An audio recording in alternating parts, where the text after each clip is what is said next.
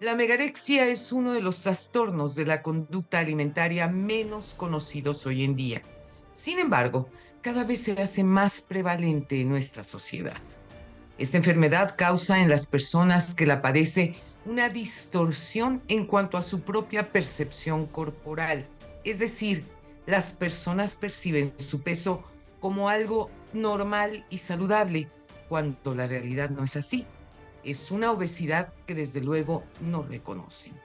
Estas personas que padecen esta enfermedad no son capaces de admitir sus problemas con la comida y tampoco se hacen responsables del cuidado de su aspecto físico. ¿Por qué? Porque ni siquiera piensan en su estado de salud, cómo se tienen que cuidar. Para saber cuáles son sus causas, sus síntomas y sobre todo cómo prevenirla, esta noche hablaré con el doctor Emiliano Villavicencio Trejo. Él es doctor en psicología y maestro en psicoterapia. Quédese con nosotros esta noche. Les aseguro que el programa va a estar muy bueno.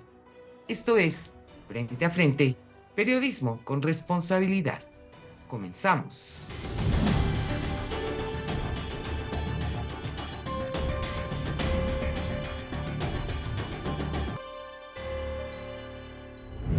Qué gusto saludarte y la verdad, qué importante es que podamos tocar este tema porque a lo largo de muchos años hemos estado hablando de enfermedades crónico-degenerativas como puede ser la diabetes, la hipertensión, la obesidad, etcétera, etcétera.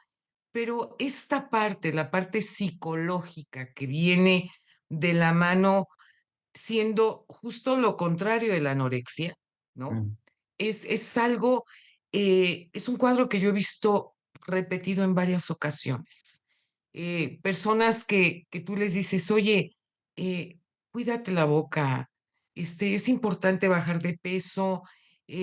Por ejemplo, la medida de la cintura, que tú sabes que eso te va a determinar si vas a poder tener problemas cardíacos o no, algún infarto, etcétera, etcétera. No es nada saludable, además te vas a ver más bonita. Y trata uno de explicárselos en bolitas y palitos de una manera amable. Qué difícil es poder ayudar a ciertas personas cuando primero no están conscientes de que padecen de esto y sí. luego decirles cuál es la manera, pues, de mejorar su salud, porque pues todo lo que viene de la mano con la obesidad y las complicaciones de salud son terribles. Definitivamente, Lolita, primero agradecerte el espacio, es un gusto nuevamente estar aquí en tu programa y con todo tu auditorio, abordando un tema, pues, infortunadamente vigente, actual y además, Lolita, como lo señalabas, silencioso, porque no es una voluntad de la persona que padece esto que, no pueda dejar, o parar de comer. No es algo volitivo, Lolita, es algo que escapa primero de su conciencia y después de Claro. su voluntad. Y esto creo que nos puede marcar la pauta, primero para comprender lo que está ocurriendo. En otras palabras, por más que le digamos a la persona que padece este cuadro, oye, deja de comer, oye, contrólate, oye, ¿por qué no haces conciencia de lo que está ocurriendo, de la forma como te vinculas con el alimento? Porque no Mm. cabe ahí, no es suficiente llevarlo al tema de los hábitos, al tema del control, porque insisto, como trastorno, difícilmente esta circunstancia accede al campo de, pues, de la conciencia, por un lado. Y por el otro, dado que escapa de la conciencia de quien lo padece, pues es fatuo, equivocado, no es suficiente, con enseñarle hábitos, porque este trastorno toca temas muy, muy, muy profundos. Y las consecuencias, pues también infortunadamente, tocan el ámbito de lo físico, el ámbito de lo social, el ámbito de lo emocional, el ámbito de lo psicológico en general. Entonces, bueno, ¿qué entendemos por megarexia? Bueno, primero es un trastorno de la conducta alimentaria. ¿Mm? Eh, Correcto. Generalmente asociamos con este tipo de trastornos la anorexia, la bulimia, en fin, pero poco se conoce, por ejemplo, la megarexia, el trastorno de pica, etcétera. Yo solo quiero hacer aquí un paréntesis. En los sistemas de clasificación de los trastornos de las enfermedades mentales, en psiquiatría se maneja el CIE-10 o el DSM-5.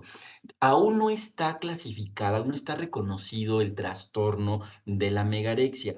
Sin embargo, es importante mencionar que en los consultorios estamos cada vez teniendo más y más pacientes con el cuadro sintomático. Y además, Bien. los nutriólogos también están reconociendo esta circunstancia. Yo creo, es mi opinión, que es solo cuestión de tiempo para que esto comience a reconocerse desde el campo de la psiquiatría.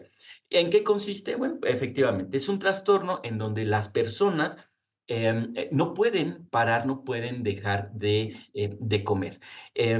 Porque además, una característica importante del trastorno es que hay una imagen distorsionada o un concepto distorsionado de la imagen corporal. Lo mismo que Se ven sucede, en el espejo y no se ven no, con sobrepeso o con obesidad.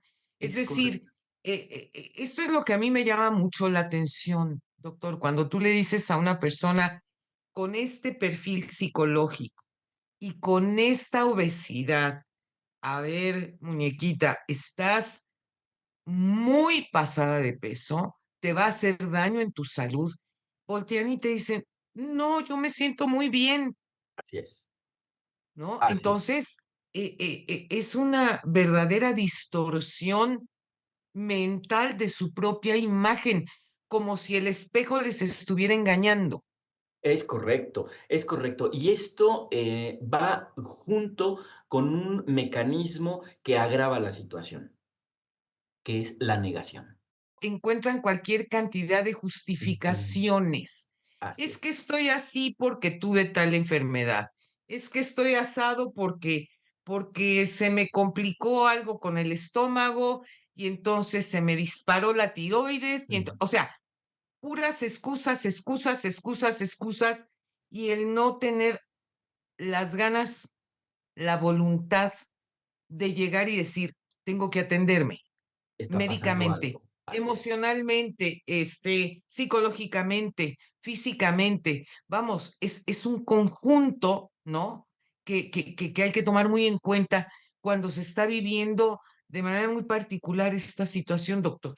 Definitivamente, y acabas de poner el dedo, Lolita, en un tema fundamental. ¿Qué pasa con la negación? Lo que pasa en términos psicológicos es un fenómeno bien interesante, porque cuando el paciente con trastornos de alimentación niega una realidad que para el resto de la sociedad es evidente, se construye toda un ambiente, todo un mundo, una vida de fantasía, que solo existe en su mente.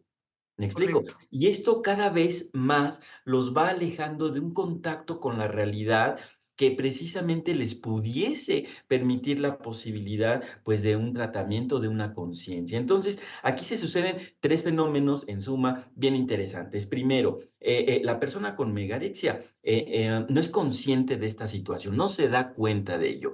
2, tiene una percepción alterada o distorsionada de su propia imagen corporal. Y número 3, hay un mecanismo de negación que lo lleva o la lleva a evitar, a no escuchar lo que los demás le refieren sobre su peso corporal. Y como consecuencia, Lolita, fíjate qué interesante, se comienzan a construir un mundo paralelo, una vida paralela a la realidad Sí, desde la cual justifican cualquier impulso incontrolado para el consumo de alimentos, que además son alimentos los que consumen generalmente, pues, altos en calorías, ¿no? Y aquí menciono otro factor fundamental, presente en todos los trastornos de la alimentación, no solo en la megarexia, la ansiedad.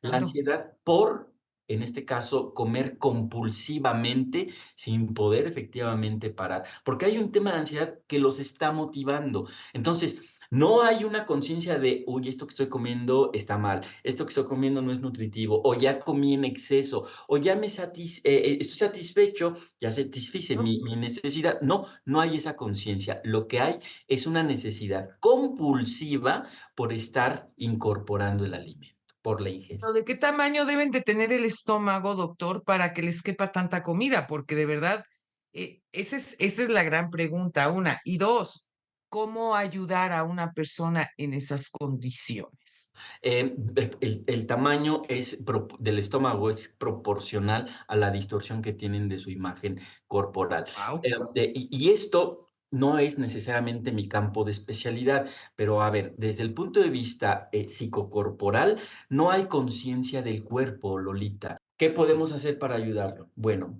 aquí el abordaje multidisciplinario es fundamental.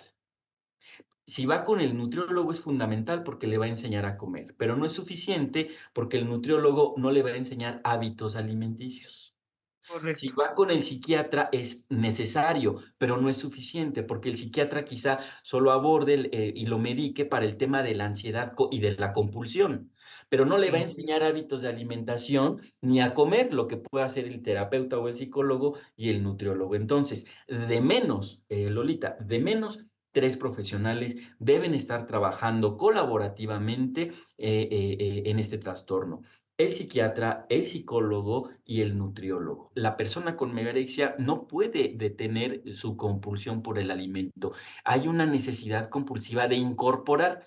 Bueno, si pensáramos como metafóricamente, ¿qué es lo que está incorporando más allá del alimento? Seguramente nos encontraríamos con personas con un probable abandono en la infancia, claro. con una falta de afecto. Está tratando de suplir de alguna manera las carencias emocionales que le ha llevado o lo ha llevado a estar viviendo esta experiencia, ¿no? Por supuesto, y desde un punto de vista muy ortodoxo de la psicología, yo podría decirte, a reserva de equivocarme, que quizá estas carencias emocionales se presentaron entre el nacimiento y los 2 años, porque lo está Sí, supliendo con la incorporación oral. correcto. No de otra, índole. Y eso es muy simbólico para nosotros como profesionales de la salud mental, porque nos habla de una etapa, de hecho, de la primera etapa de desarrollo psicosexual afectivo, en donde se deben satisfacer ciertas necesidades de índole oral, como es el alimento físico, pero también, Lolita, el alimento emocional. Por eso es que incluso a las madres nos recomiendan Mm, amamantar a nuestros hijos, porque no nada más es la leche materna, es el acercamiento, es el apapacho, es el sentido de pertenencia, todo esto que es lo que forma parte del ser humano para formarlo, para darle certeza, seguridad, protección, correcto. todo lo que un bebé necesita en ese momento. No solo satisface la necesidad del alimento, la necesidad fisiológica del alimento, Correcto. sino que está también atendiendo necesidades del orden afectivo, Desde afectivo. luego. Y cuando no hay esto, por naturaleza el ser humano tiende a compensarlo. Y entonces nos encontramos con este tipo de trastornos. Pues doctor, tenemos mucho de qué platicar sobre este tema. Te mando un abrazo con todo mi agradecimiento. No se pierda nuestro próximo programa. México vive tiempos de cambio, tiempos de dar la cara, tiempos para hablar frente a frente. Muy buenas.